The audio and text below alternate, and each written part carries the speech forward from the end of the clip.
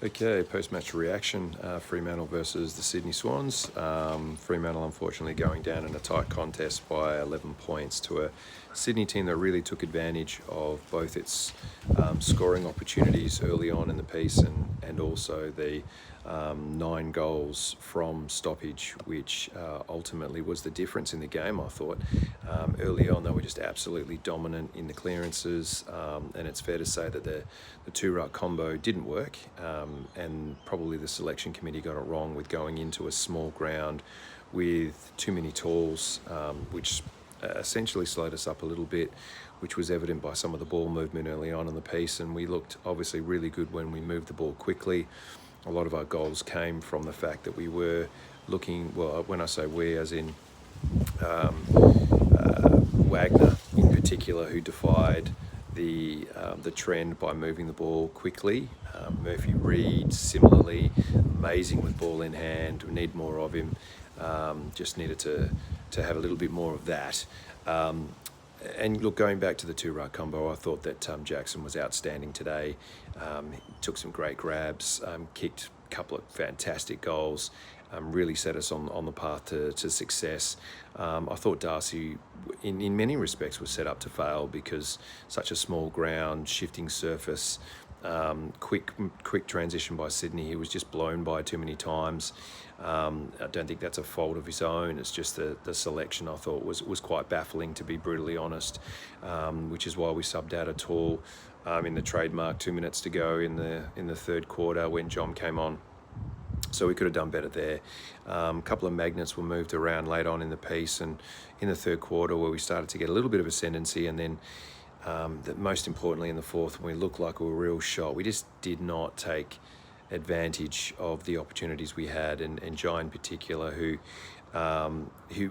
really toiled all day, and kicked a nice goal and to set up what I thought was going to be a barnstorming fourth quarter, but then misses a really important shot from a free kick, which you would normally jail, and then misses one from deeper, which was a tougher kick, but still,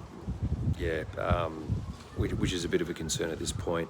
Vossi managed to kick a nice one, and then obviously miss one, and then Tracy is clearly the man, the forward, just absolutely dominating, and you rely on him to flush it, and that was great. Dudley, great game from him, I thought, when he had opportunity to present and really crumb. I thought he really came into his own, was fantastic, so credit to him. I've already mentioned Murphy Reed and his outstanding performance.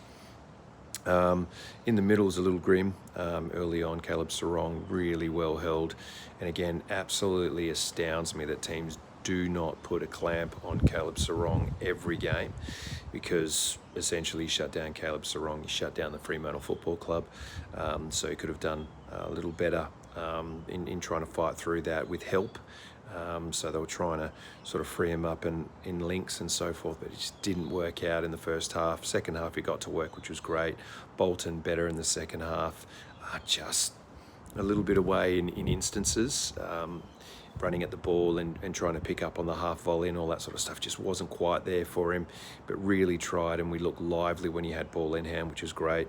Noddy looked great running across the ground, but just his disposal really let him down.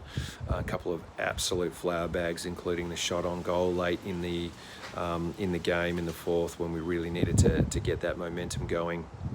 A lot to be said about how we get caught holding the ball. The free kick count early on was egregious, but it is what it is.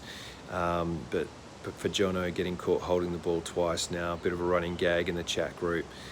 Death, taxes, Jono getting caught holding the ball. And it looks like he's really going to try and shape that out of his game. Just that awareness when he's hot, just to get rid of the ball, and moving it on quicker if we can. We are the slowest team moving the ball, but on such a small ground, it's just that wasn't the way to play.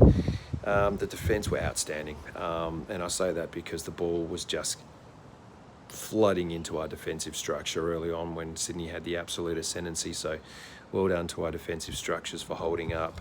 I thought Warner was outstanding. Wagner, as I've mentioned, was just elite in moving the ball. And yeah, so just a few things that we could have done better. It's really tough now moving forward. We're out of the 8. We do take it one game at a time, and I get that, but we have to look forward and say how many games we have to win. You know, essentially we're really going to have to win 5 or 6 at minimum in order to make the 8, probably 5 minimum now, which makes it pretty tough. So let's take it one game at a time. It's not all over Red Rover.